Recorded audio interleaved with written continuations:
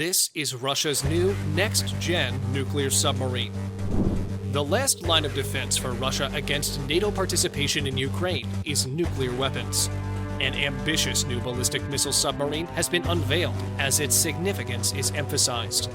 The style, which hints at contemporary Western thought, represents the generation following the Borei class. But before we dive deeper, subscribe to our channel and hit the bell icon to stay updated. At the Army 2022 Defense Exhibition, the Russian submarine design bureau Rubin showed its most recent ballistic missile submarine design. The new vessel is an innovative design and is called Arcturus, after the brightest star in the northern celestial hemisphere. The design's angled outer hull, sloping sides, and blended lines are what stand out the most. It has a chine that runs the entire length of the side, like a contemporary, low observable aircraft. By definition, submarines are stealthy. However, the Arcturus design goes a step further by including an angled outer hull.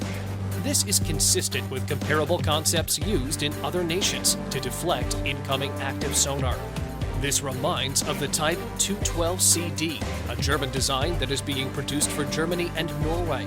It's the ballistic missile submarine of the British Dreadnought class. The classic passive sonar stealth would be used in conjunction with the angled outer hull, which is meant to thwart active sonar. To isolate noise sources entails putting the gear on rafts. Outside the pressure hull, anechoic coatings would also exist.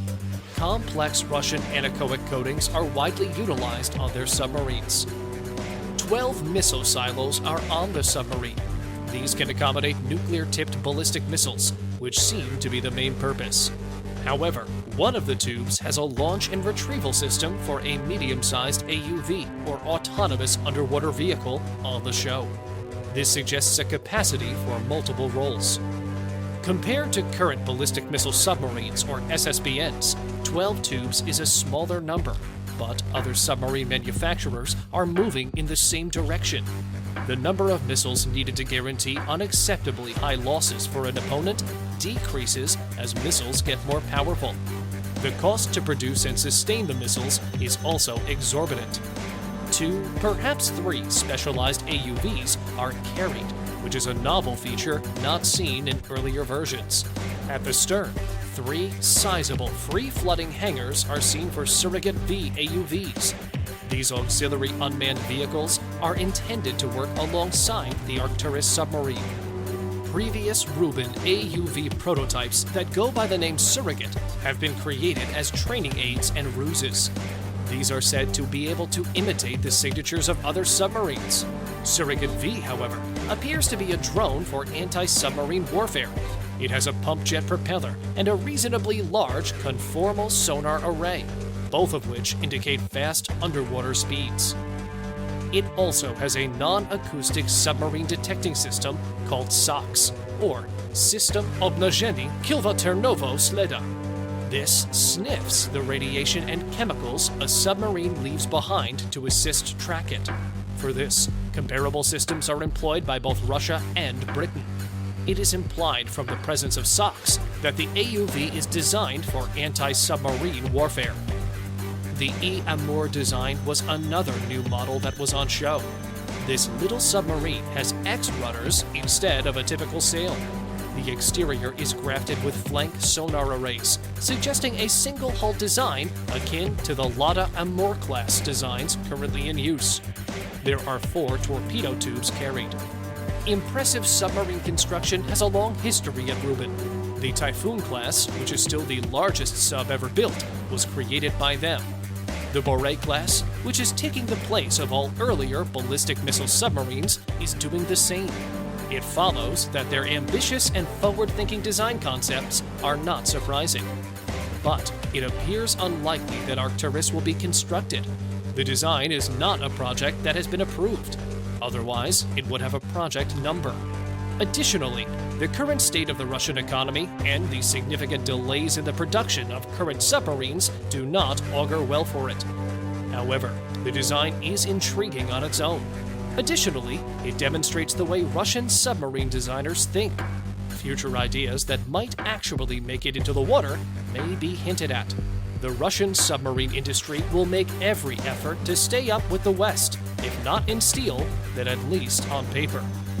According to a 2021 study by the Carnegie Endowment for International Peace, global warming has made it easier for claimants like Russia, whose energy revenues account for up to 60% of exports and 30% of its government budget, to tap the substantial oil and gas reserves in the Arctic.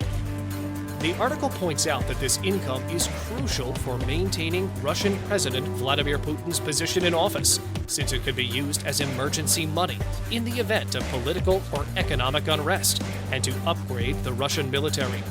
These numbers make it clear why the Arctic plays a significant role in Russia's national interests. The Russian Federation's 2022 Naval Doctrine highlights the value of the Arctic, saying the necessity to develop the area while also highlighting the potential for confrontation. Additionally, it views the growing military presence of Western nations in the area as an effort to cut off Russia's access to the Northern Sea route, which connects the Barents Sea to the Bering Strait.